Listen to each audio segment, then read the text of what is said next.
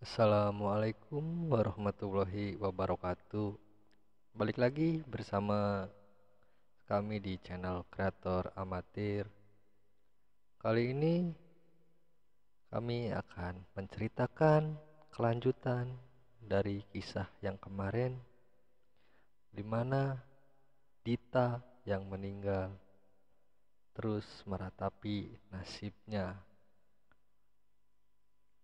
Tapi sebelum kita ke ceritanya,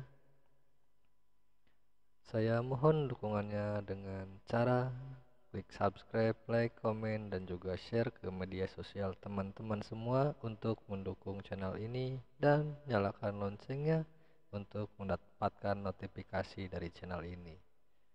Alangkah baiknya kita berdoa terlebih dahulu, berdoa menurut kepercayaan masing-masing. Berdoa mulai.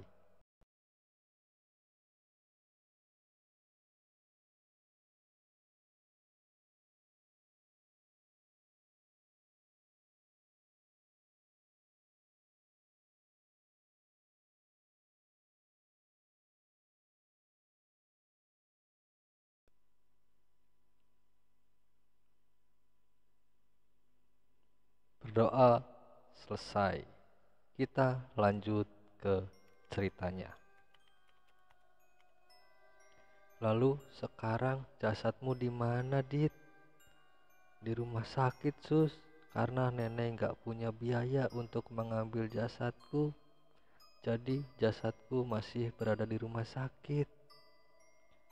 Lalu apakah kamu akan seperti ini terus, Dit? Aku juga nggak tahu, Sus. Gimana ke depannya? Mungkin seperti ini akan jauh lebih baik buatku. Mungkin juga penderitaanku saat ini adalah ganjaran buatku yang sudah mencuri makanan dan ngasih makan nenek dengan makanan haram. Jangan bicara seperti itu, Dit. Kataku menenangkan. Manusia adalah tempatnya salah dan dosa. Namun kembali lagi pada diri kita sendiri. Apakah kita punya niatan untuk memperbaiki akhlak atau memperburuk akhlak? Begitu juga dengan kejadian yang sedang kamu alami, Dit. Besok aku akan ajak guru-guru ke rumah sakit melihat jasadmu, Dit, dan berusaha memakamkan jasadmu dengan layak. Jangan dulu, Sus, masih ada urusan yang harus aku selesaikan. Urusan apa lagi, Dit? Urusan dendam? Tanyaku tegas. Bukan, Sus. Urusanku sama pedagang itu dan juga nenek khusus. Apakah kamu mau membantu khusus? Bantu apa, Dit? Seandainya aku bisa, pasti ku bantu. Jangankan kamu temanku, Dit. Orang yang gak aku kenal aja aku bantu. Kamu memang orang baik, Sus. Semoga amal ibadahmu bermanfaat buat dirimu sendiri dan juga orang lain. Baiklah, besok sepulang sekolah, bisakah kamu antarkan aku ke tempat pedagang itu dan juga ke rumah nenekmu, Dit? Iya, Sus, jawab Dita yang agak tenang. Ya sudah, sekarang kita tidur, Dit. Udah malam juga. Gak terasa, saking asiknya ngobrol sama Dita, waktu pun sudah tengah malam. Akhirnya aku tertidur, namun tidak dengan Dita. Dita hanya terduduk sedih dan sesekali meneteskan air matanya. Singkat cerita, malam pun berlalu. Suara azan subuh pun berkumandang, dan aku pun terbangun dan mandi untuk bersiap melaksanakan ibadah sholat subuh. Namun Dita masih dalam posisinya terduduk, menunduk sambil menangis terseduh-seduh. Aku harus membantu Dita. Aku gak mau Dita terus-terusan seperti ini, dalam pikirku. Lalu ku bergegas melaksanakan sholat subuh. Setelah selesai sholat, aku pun berdoa meminta petunjuk agar Dita bisa sempurna. Setelah selesai, ku keluar kamar mendekati ibu. Ku coba berbincang dengan ibu dan semoga saja ibu mau membantuku. Selamat pagi bu, sapaku. Pagi sayang, jawab ibuku. Masak apa bu hari ini? Basa-basiku. Makanan favoritmu waktu kecil sayang?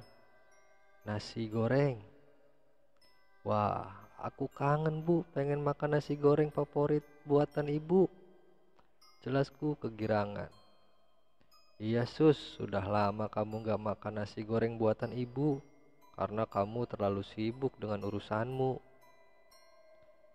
Iya benar bu, sudah lama sekali bu.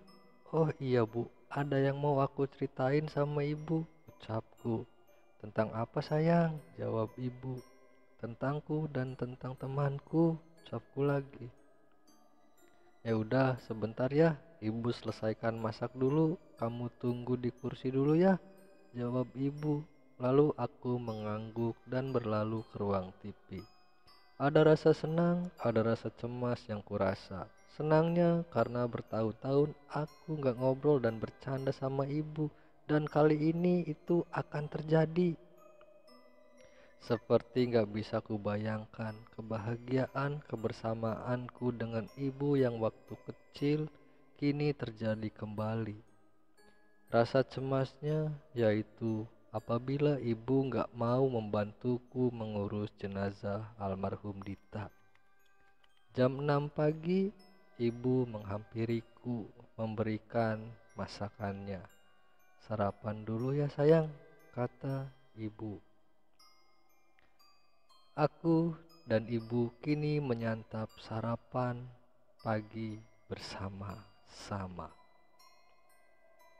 Aku pun gak bisa membendung rasa haru karena semua kebahagiaan yang telah hilang kini terulang lagi. Kamu kenapa sayang, kok nangis gitu? Tanya ibuku padaku. Gak apa-apa bu, hanya terharu aja, jawabku. Terharu kenapa? Tanya ibu. Terharu bu, karena bisa makan bareng seperti ini, seperti masa kecilku dulu. Iya sayang, ibu juga merasakan hal yang sama kok. Apa yang biasa kita lakukan semasa kamu kecil, kini baru terulang lagi. Ibu juga merasa bahagia sayang. Setelah selesai makan, aku membuka percakapan. Bu, sebelumnya maafin Susi ya bu, ucapku dalam keadaan sedih. Lah, maaf kenapa sayang? Jawab ibu. Maafin Susi kalau Susi belum bisa jadi anak yang berbakti sama orang tua. Dan maafin Susi juga yang sudah menyembunyikan ini semua dari ibu. Menyembunyikan apa Sus? Ibu gak ngerti, jawab ibu. Sekarang Susi mau jujur sama ibu. Tentang apa Sus? Bu, sebenarnya Susi mempunyai kelebihan yang orang lain gak punya bu. Susi bisa melihat makhluk-makhluk yang gak bisa dilihat oleh mata biasa bu. Masya Allah Susi, kenapa gak bilang sama ibu? Maafin Susi bu, kalau Susi bilang dari dulu Susi takut ibu gak percaya. Ibu masih ingat di saat aku kecil, aku bilang aku bermain dengan teman-temanku di rumah ini. Iya sus, ibu ingat, jawab ibu. Tapi ibu kan gak percaya, malah ibu memarahiku waktu itu. Kalau aku bilang lagi, takutnya ibu masih belum percaya. Dan takutnya aku disangka gila bu. Ibu pun terdiam. Lalu ibu menenangkan aku dan menghiburku sampai akhirnya aku bisa tersenyum dan tertawa oleh hiburan ibu. Ibu percayakan sama Susi? Iya sayang, ibu percaya kok. Asalkan digunakan untuk kebaikan, ibu pasti mendukungmu sayang. Ada satu hal lagi yang mau Susi bicarakan. Apapun sayang, bilang aja. Pasti ibu dengarkan cerita anak sematawayang kesayangan ibu ini. Terima kasih bu. Sama-sama sayang. Jadi gini bu, aku mau bantu teman sekolahku. Dia meninggal kecelakaan saat akan berangkat ke sekolah. Namun keadaan ekonominya tidak sebaikku bu. Bahkan sampai saat ini jasad teman Susi masih berada di rumah sakit. Rencana Susi hari ini akan mendatangi rumah neneknya karena teman Susi anak yatim piatu. Dia tinggal bersama neneknya sedari kecil. Ibuku belum mau menjawab apa-apa. Ibu masih mau mendengarkan semua ceritaku dulu. Kulanjutkan bercerita sampai tiba aku bilang, maukah ibu membantuku untuk mengurus jasadnya Dita bu? Dan ibu pun mengangguk menandakan bahwa ia setuju.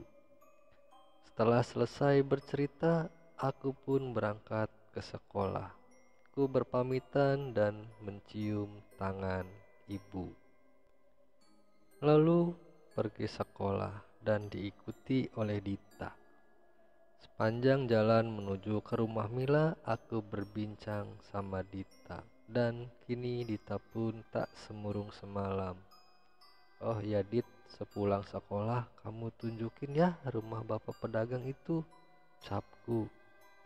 Dita tak menjawab, Dita hanya menganggukkan kepala saja. Dan kami pun tiba di rumah Mila, dan Mila pun sudah siap untuk berangkat. Pagi Mil, sapaku. Pagi juga Sus, jawab Mila.